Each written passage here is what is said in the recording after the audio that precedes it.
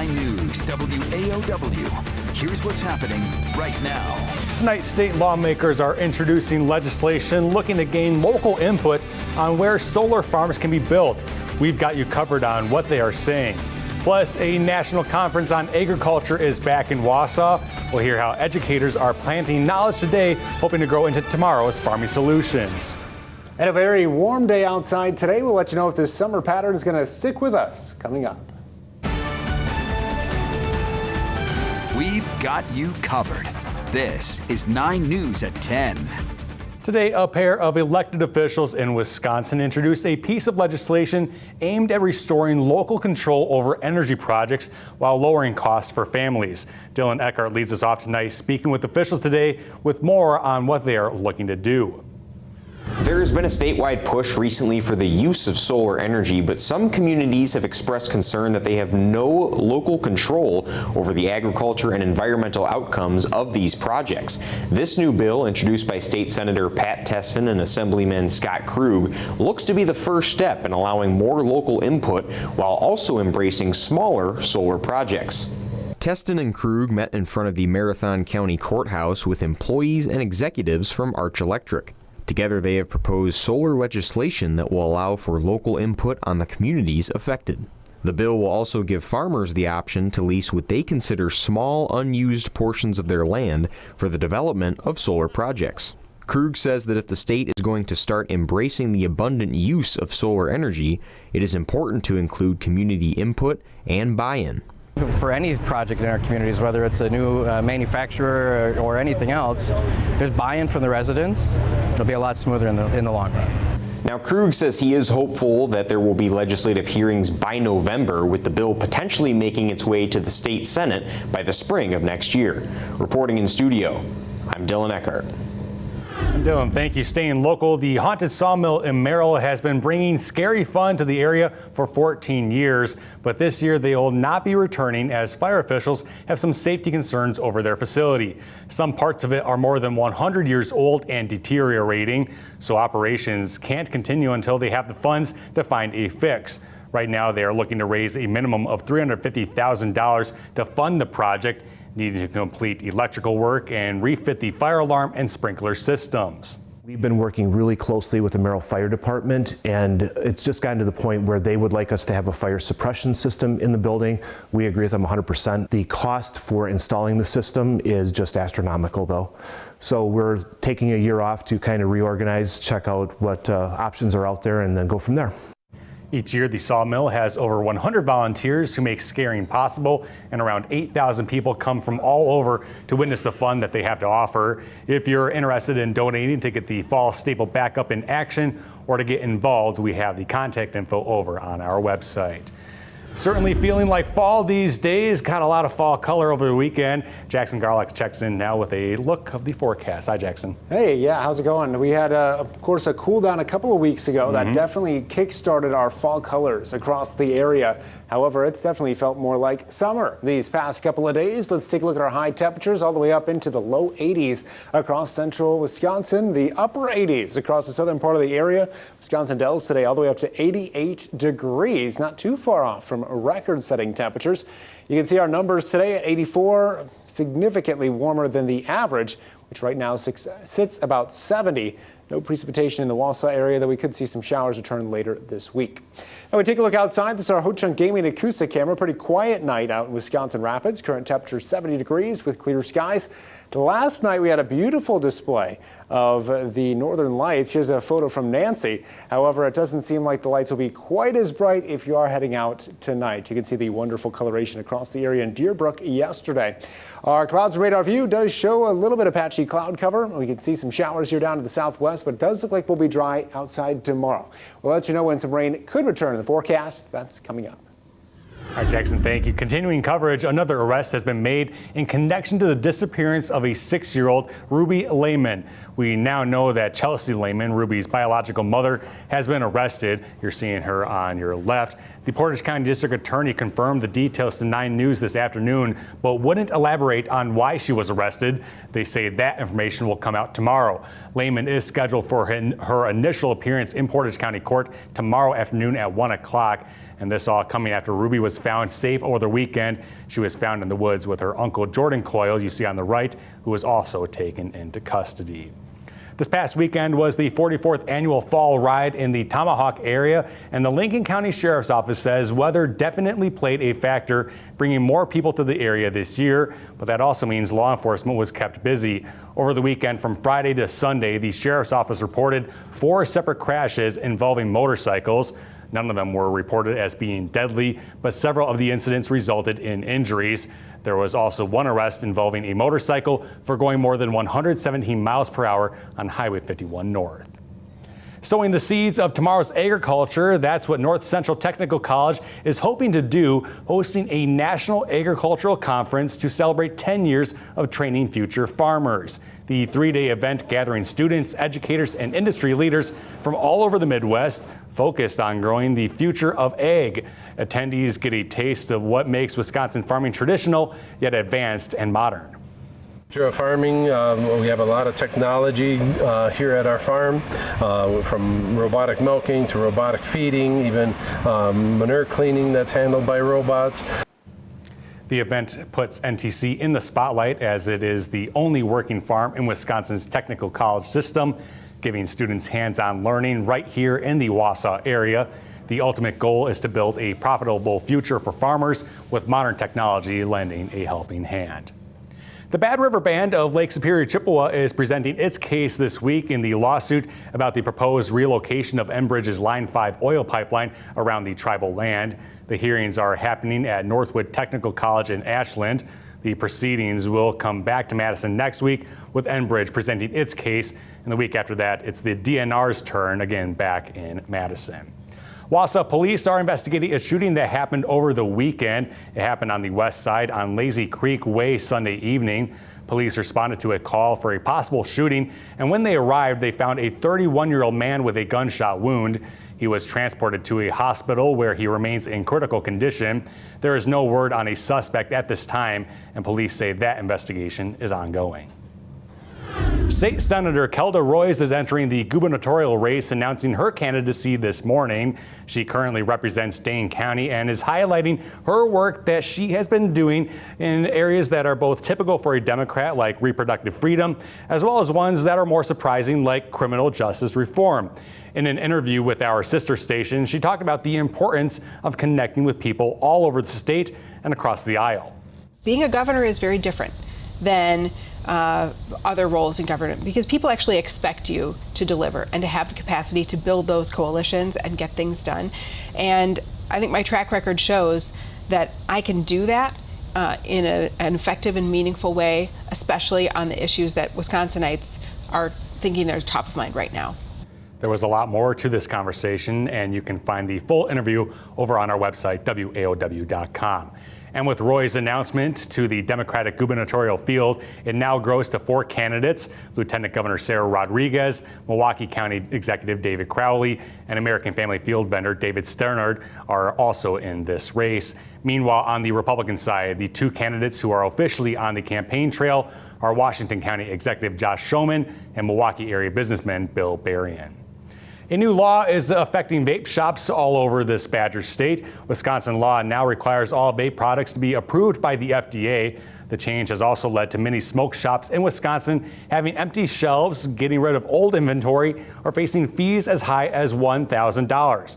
Some vape shop owners say the change is affecting their bottom lines. They're also worried about the effects it may have on those seeking out vapes.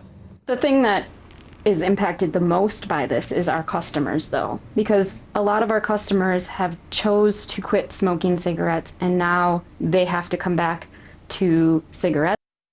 The nonprofit Wisconsinites for Alternatives to Smoking Tobacco, which is also known as Wisco Fast, filed a lawsuit against this law, which got overruled on September 5th. If the law isn't reversed, Peters, that you saw there, says they may have to rebrand as a corner store to stay in business. Today, Senator Tammy Baldwin is announcing that her bipartisan bill, which could improve response to harmful algae in Wisconsin's lakes, passed the United States Senate. Baldwin partnered with Senator Dan Sullivan, an Arkansas Republican, for this bill. It would improve response to the harmful and common algae blooms that endanger public health and aquatic ecosystems. Looking ahead, this Saturday, Greenheck Group will host their second annual Veterans Ruck March. The march will take place on Greenheck Drive with dozens of veterans and their families taking part. The event is pet-friendly and meant to be a safe environment with some first aid stations and medical personnel on site. Organizers say the community aspect of the event is what makes it so important to veterans living in our area. If you come to the event, maybe meet another veteran, strike up a conversation, you meet someone and they understand what you're going through, they understand what your thoughts are. You can talk to me, I can talk to you, and it really, you can grow together. Sounds like a great event. All the proceeds will be donated to a nonprofit veterans organization. They're also asking for food donations, which will be donated to a local pantry. For more information, including on how to sign up, just visit our website, again, WAOW.com. Still ahead here at 10, we have an update on the murder of conservative activist Charlie Kirk. But first, President Trump is looking to pressure European allies to impose new sanctions on Russia. We have those details next. We're tracking a few scattered showers outside of the state of Wisconsin tonight. We're looking dry for the rest of tonight. We are looking at some small rain chances later this week. We'll let you know how long it's going to feel like summer and when rain could return. That's coming up in our full forecast after the break.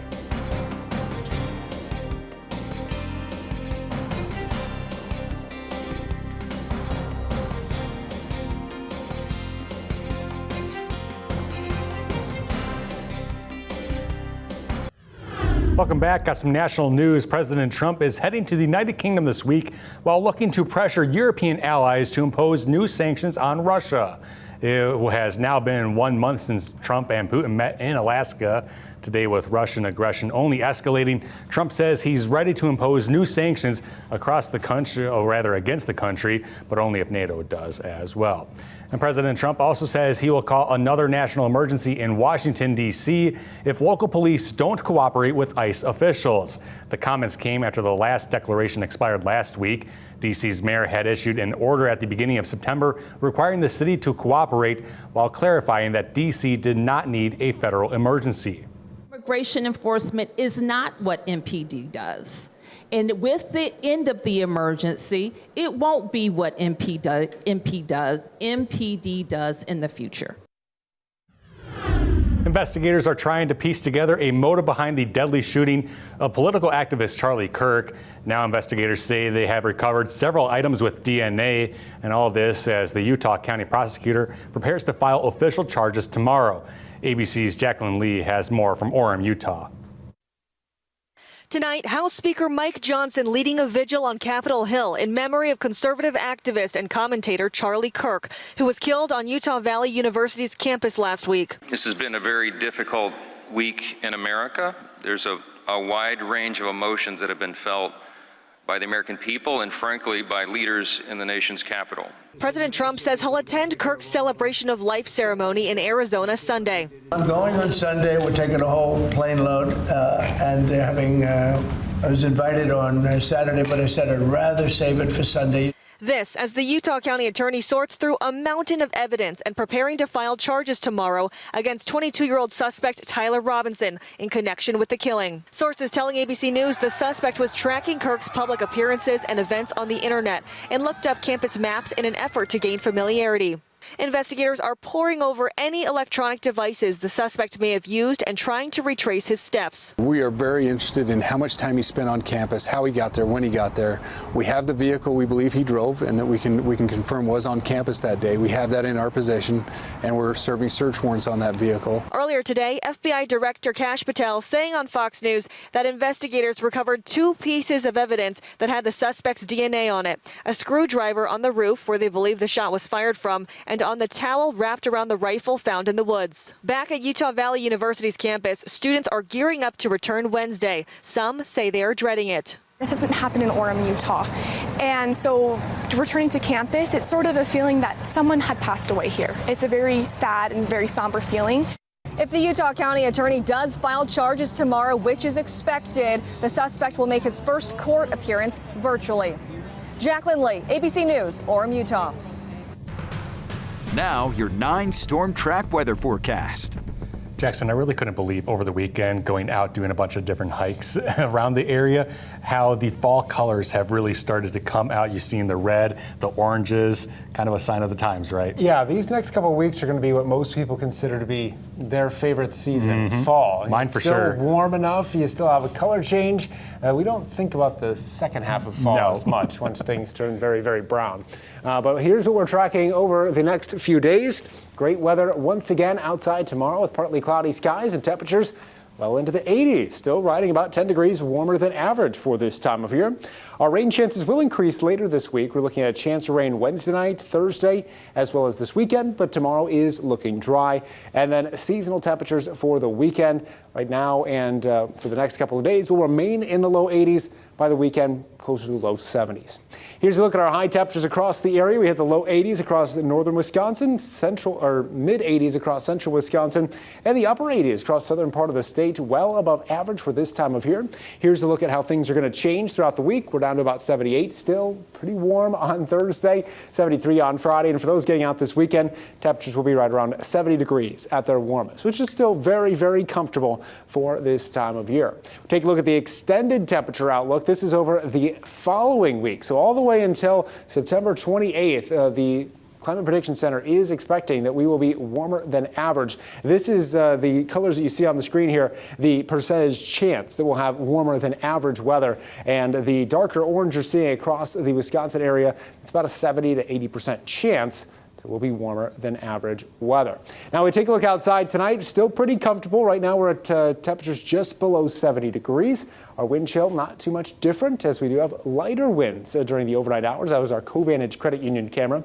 Not much going on across the state here from our clouds and radar picture. We are seeing a little bit of cloud cover and some showers down to our southwest, as well as some activity off to our far west. Not expected to move in tonight, not expected to move in tomorrow, but we will eventually see some shower chances as we move into Wednesday afternoon and on Thursday as well. Let's take a look here at Future Track. As you move throughout your day tomorrow, we're looking at, well, a couple of scattered clouds, otherwise nice sunshine and partly cloudy skies. So beautiful Tuesday to get outside, morning, midday, and afternoon. As we track from Tuesday into Wednesday, we'll see a few more clouds gather Wednesday morning. Still not overly cloudy out there. By Wednesday midday, could see a couple of showers or sprinkles, and then towards Wednesday afternoon, 6 or 7 p.m., we could start to see a couple of rumbles of thunder or at least some isolated showers. Still not a major system, so not expecting too much severe weather, any strong storms, but there is going to be a definite chance of rainfall.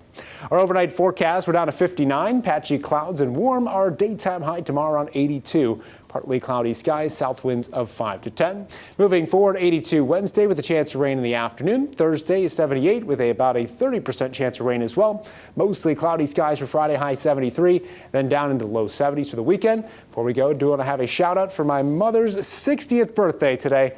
Happy birthday, Mom. We've got you covered. And now, sports. Fall sports aren't just about Friday night lights. Out on the pitch, local soccer teams are making some noise too. Tonight, rivalries and high-scoring matchups steal our spotlight. We'll start over at Wausau East. The Lumberjacks coming into this homestand with Menominee 2-1-1 on the year. Second half, East already up 2-0. Brock Messman adds to it from the corner kick. 3 white defenders standing, watching.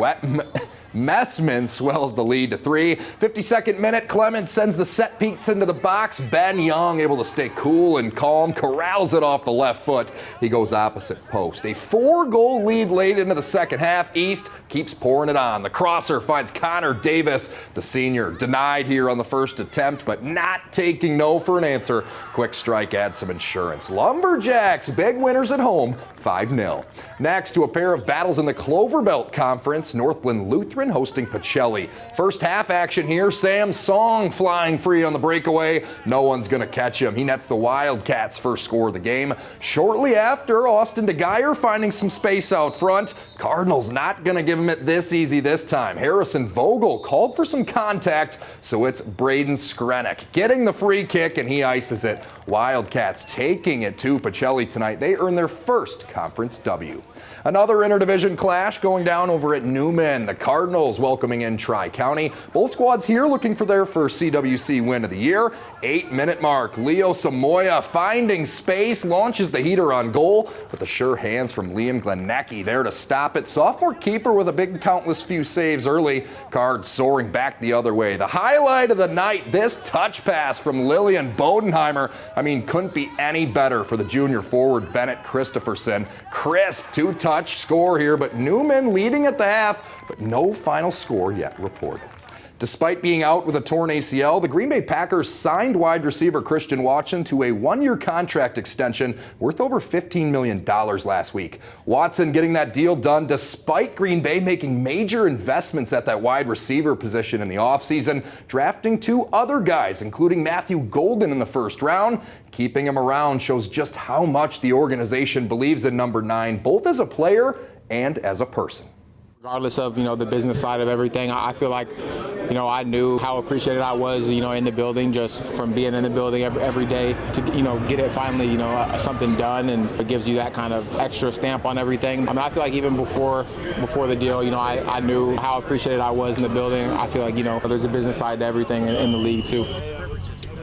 Watson remains on the PUP list. He'll be eligible to return for the Packers as soon as their Week 6 matchup comes with the Bengals. As for the rest of the team preparing for the Cleveland Browns and defensive end Myles Garrett this week, head coach Matt LaFleur saying lineman Zach Tom still questionable, but trending in the right direction. That's it for sports. Don't go anywhere. Kyle and Jackson will have that final look at your forecast when we come back.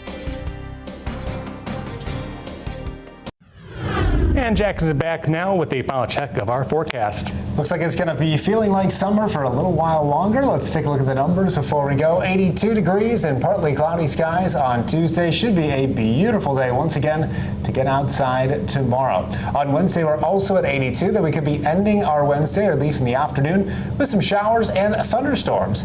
Thursday also has a chance of some rainfall, so keep that in mind. Not going to be raining all day long. Our Friday more cloud cover than sunshine, then a little bit cooler heading into the weekend. All right, Jackson, thank you. And thank you all for watching. Have a good night.